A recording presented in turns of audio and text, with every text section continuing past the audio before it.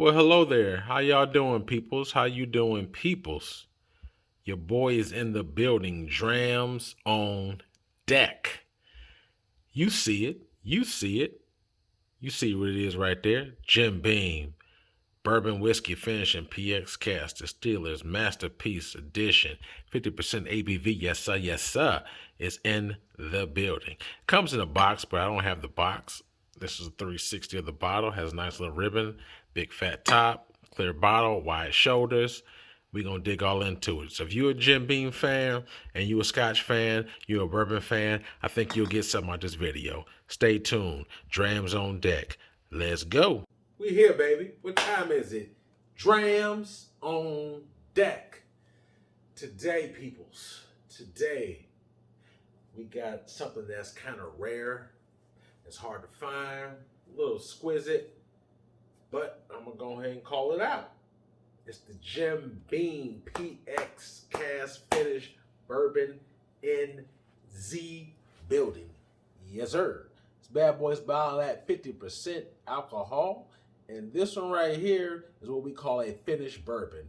Jim Beam in the building. Yes, sir. This one right here, I've had this particular bottle about a year now. But this, I want to say this was released, this particular expression was released years ago. I remember seeing it years ago for about, well, it ranges anywhere from $200 to $300. Okay. So I paid at my Texas Wine and Spirits. I live in Southern California, so there's a store I go to called Texas Wine and Spirits. That's where I got it from. I paid around $200 for this ballpark. A year ago, it's about halfway gone. It actually comes in a box. I don't have the box. I didn't get the box when I bought it. I was like, well, I'm paying $200. Where's the box? Oh, we threw the box away because they're trying to conserve space.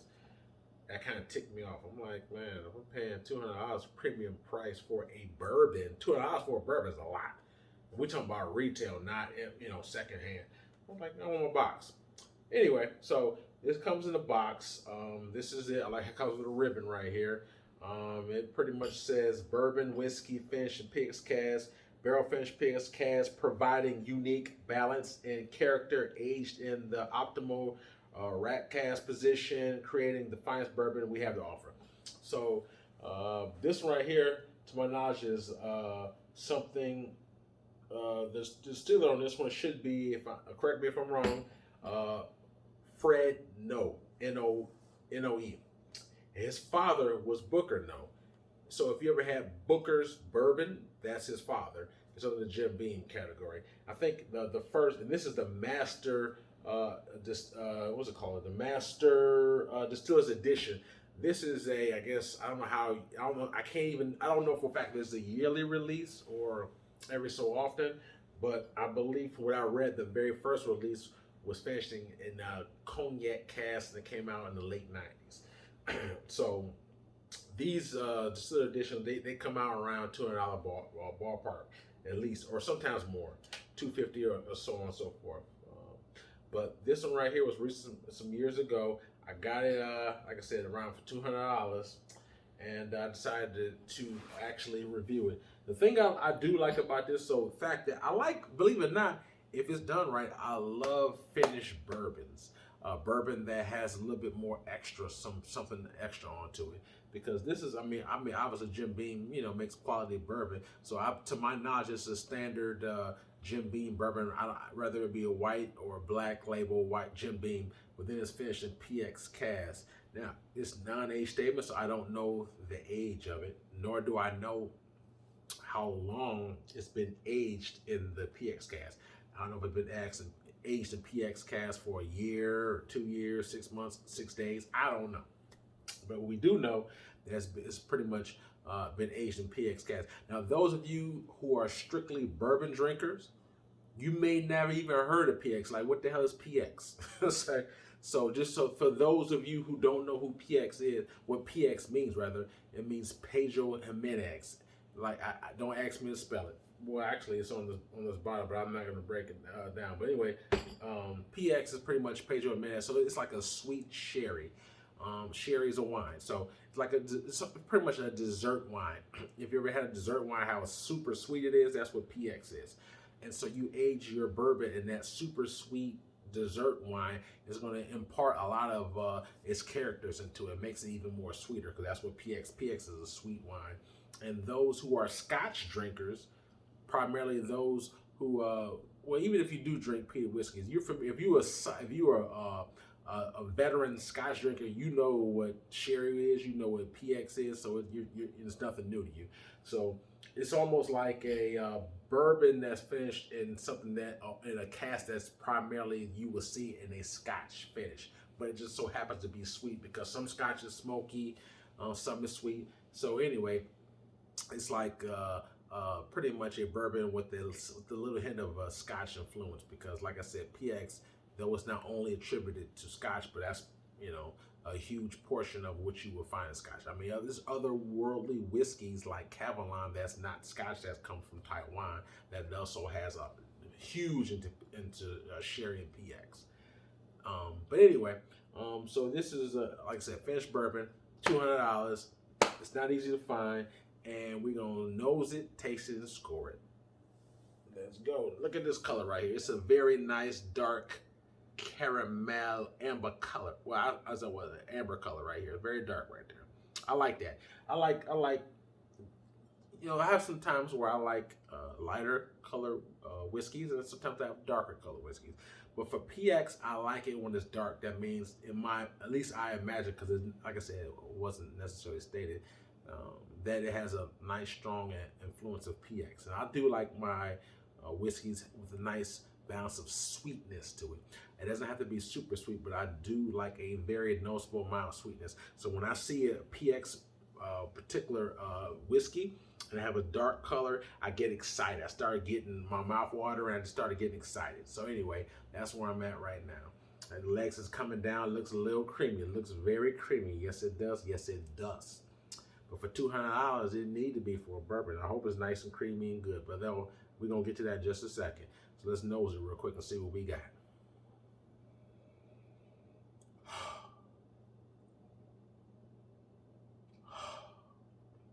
Picking up alcohol. That's the first thing I pick up is alcohol, but also pick up a nice nose of sweetness, like cinnamon and pretty much some raisins, some syrup. That's what I smell. So maybe some brown sugar.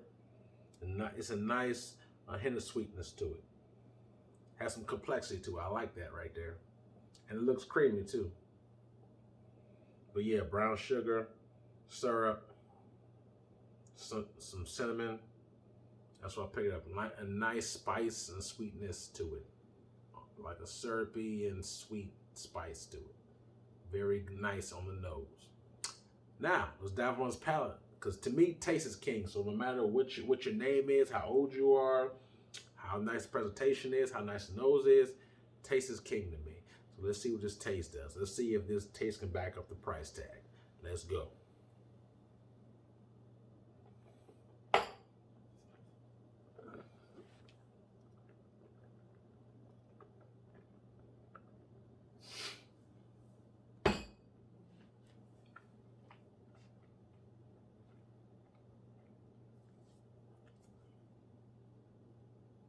All right now. Ooh, all right now.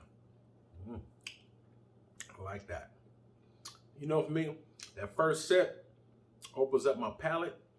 Right now, my palate is tingling right now. We're desensitized to the spirit. But the second sip is really going to saturate my palate, and I can really dive into the nose a little bit more. That being said, take the second sip and see what we got.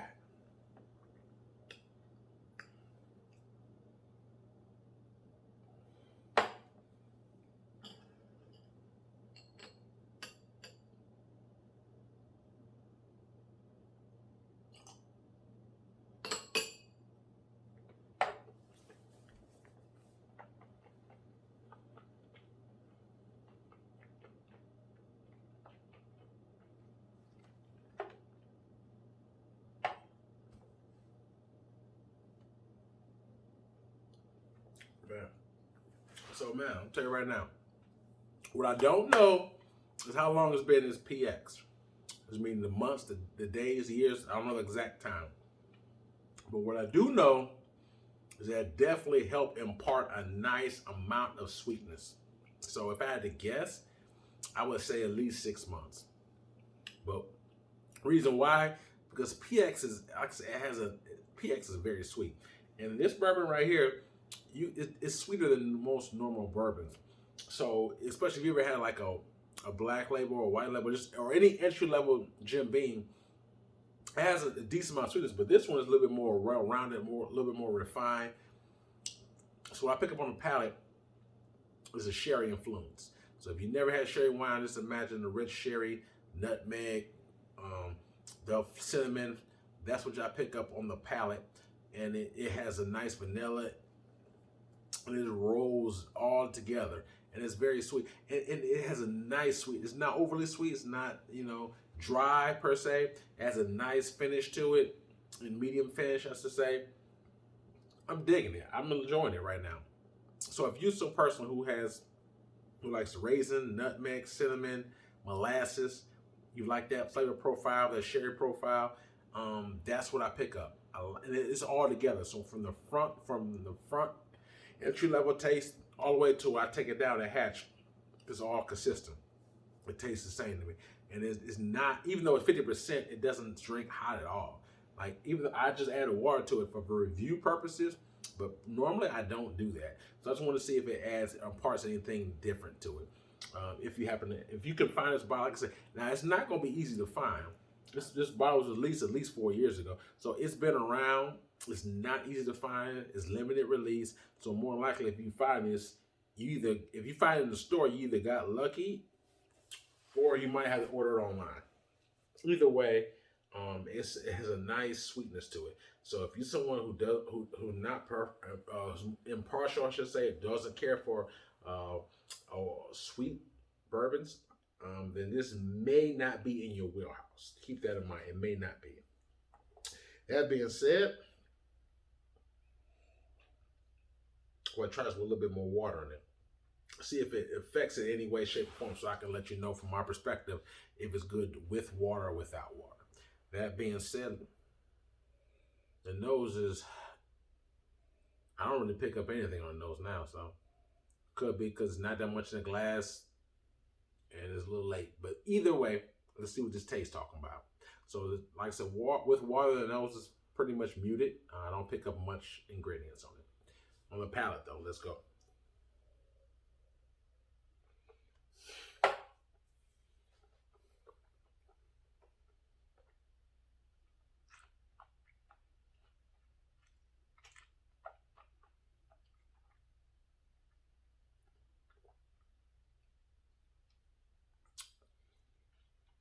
You know what? I don't think it needs water. It tastes a little bit more slightly diluted. Maybe I had to drop more water than I probably should have. But anyway, with water, I think that the flavor profile is similar. You still pick up all those notes of flavor of the cinnamon, the spice, the honey, vanilla, the sherry, but it's a little bit more. It's not as profound. So meaning that the ABV is I probably dropped it down to a 40% now. It tastes a little bit more subdued, the flavor profile. So for me, I think that with water, it kind of subdues it. So if you're someone who just truly does not, you need something that's not. I don't even think with by itself neat is not hot. If you're someone who just very pretty much into the lower proof profile, then maybe after try neat. If that's too much for you, then try it with water. I think with water, it's a little bit more diluted. So in my opinion, I would recommend trying it neat and leaving it there. But hey, if you happen to get this bottle, drink it as you prefer. That's your choice. But anyway, with water, it's a little bit more turned down. Same profile, just more muted. And to me, the finish is a little bit shorter with water. So.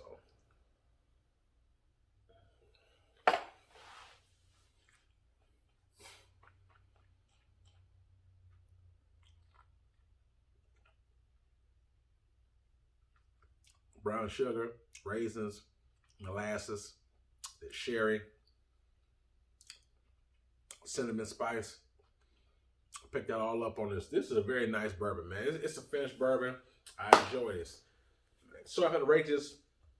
I like to rate things 1 to 10. 10 being the best for me. Drams on deck.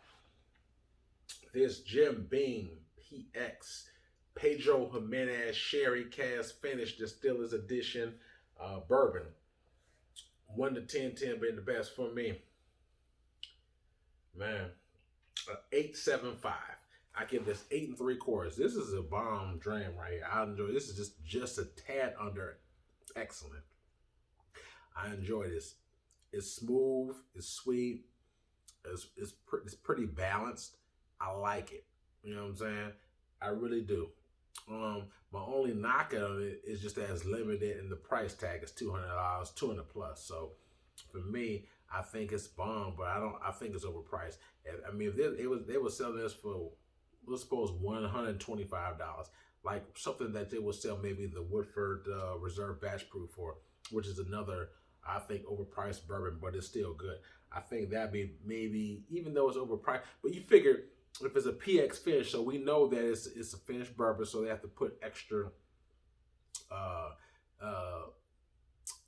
things that they do into it that's a little bit more than normal. So PX is not a normal cask that is used for bourbon. So the fact that it's what you would call a specialty or a niche bourbon, I think that maybe in the presentation, I mean, like I said, I don't have the box, but if it came in a box, I think the presentation of it, the fact that it's finished, maybe it may slightly justify a higher price tag, but $200 or $250 or $200 is still overpriced.